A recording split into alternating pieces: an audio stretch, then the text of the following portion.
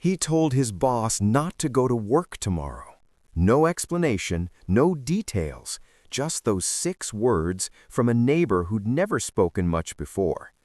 At first, it sounded absurd, a warning from a man who already carried too many battles on his back. But that night, when the knock came again, louder, desperate, the air changed. What could make a single father risk everything just to stop someone else from leaving home? What was waiting out there that only he seemed to know? Darren was used to quiet nights. After putting his little boy to bed, he'd sit on the porch with a cup of coffee, letting the hum of the city drift through the silence. Life wasn't easy. Raising a child alone never is, but he carried it with pride. He worked long hours at the community center, teaching kids who looked like him that their worth wasn't defined by anyone's prejudice.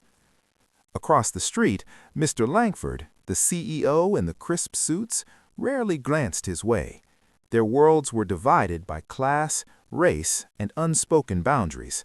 But that Tuesday night, Darren noticed something.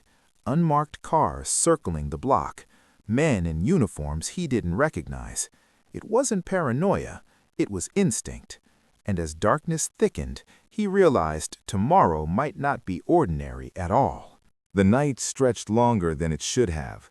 From his porch, Darren watched the street glow under scattered lamps, each flicker painting shadows that felt too alive. The same unmarked car had passed 3 times now, its windows dark, its pace unnervingly slow. In his gut, something twisted, a sense he'd learned not from headlines, but from years of existing in a world that watched him differently. The next morning, he walked his son to school, pretending not to notice the whispers by the gates. 2 men stood across the street, one pointing to a tablet, the other speaking into a radio.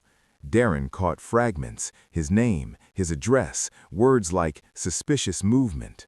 Suspicious, the same word that always found its way back to him, no matter how carefully he lived his life. When he got home, a notice waited on his door. Neighborhood Safety Review, identity verification required. The seal was official, the message cold. He hadn't done anything wrong, but the wording made his hands tremble. Experience told him that innocence didn't always matter. By evening, the air itself seemed heavier.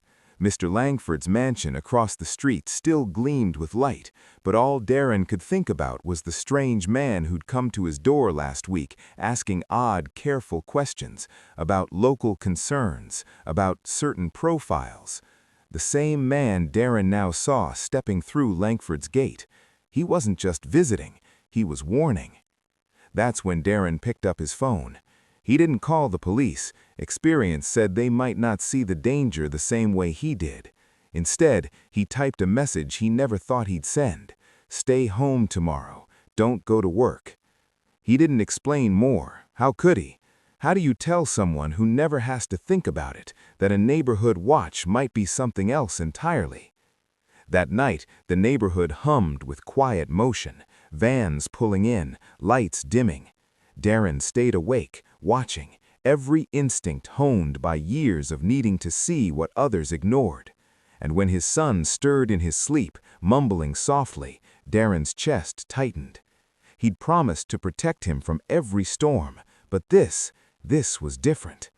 Just after midnight, a thud echoed from Langford's yard. Darren froze. Then another. A shout, muffled. He didn't hesitate. Crossing the street, he knocked hard on the CEO's door, heart pounding like a drum. He wasn't sure if Langford would believe him or even open the door at all. But as another unmarked car rolled slowly past, its headlights sweeping over both their homes, one truth pulsed in Darren's mind. If he stayed silent now, someone else might not live to regret it. And as that thought settled, the door handle turned. The door cracked open, and the CEO's face appeared, confused, impatient, half asleep. Before Darren could speak, a blinding light cut across the yard. Shouts followed. Men in tactical gear spilled from the darkness, weapons raised. Orders barked, sharp and rehearsed. Darren instinctively lifted his hands. The CEO froze, stammering something about a mistake, but the spotlight stayed locked on Darren. "On the ground!" someone yelled. Darren didn't move fast enough. He was shoved face first into the cold pavement. The gravel bit into his skin. Pain, yes, but more than that, humiliation. Anger burned hot in his chest. He'd tried to stop this, to warn him, and now he was the threat. His son's face flashed in his mind, the boy who would wake up to an empty house, wondering why his father didn't keep his promise to come home. Through it all, Langford shouted, papers in hand, voice breaking. "He's not the suspect! You're at the wrong house!" The officers hesitated, the confusion unraveling only after too many seconds, seconds that stretched into silence, heavy with everything unsaid. When they finally stepped back, holsters still unfastened, Darren pushed himself up slowly, blood mixing with dirt. The CEO met his eyes, and for the first time, he really saw him. No apology could undo what had just happened. The unmarked vehicles, the misfiled warrant, the unspoken assumption, it all pointed in one direction, one that he'd been forced to walk his entire life. As the sirens faded and the officers disappeared into the shadows, Darren stood there, trembling, not just from fear, but from knowing how close he'd come to becoming another forgotten name. The CEO looked down at the shattered glass on his porch, then at Darren's shaking hands. "I didn't know," he whispered. Darren's voice cracked, not from rage, but exhaustion. "That's the problem."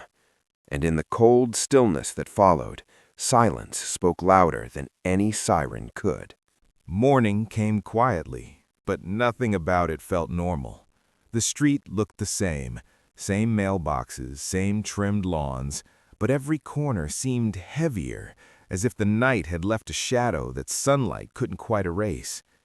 Darren sat on his porch beside his son, a bandage on his cheek, watching children ride their bikes as though the world hadn't almost shattered a few hours before.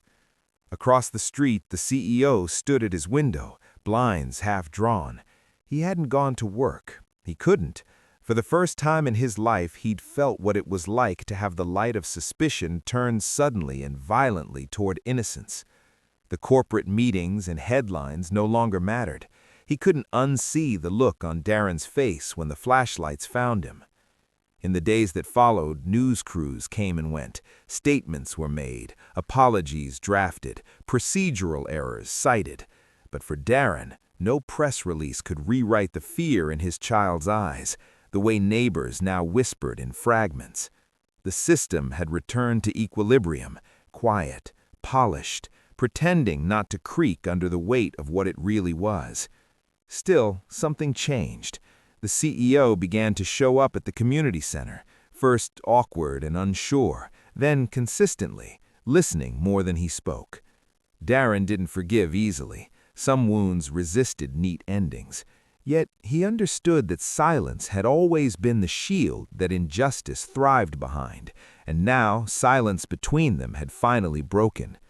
Because racism doesn't always roar, it whispers, camouflaged as procedure, suspicion, or fear, and every time we excuse it as a misunderstanding, it grows stronger. Darren kept his porch light on that night, not as a warning, but as a reminder. How many more lights will we need before the world admits the darkness was never gone?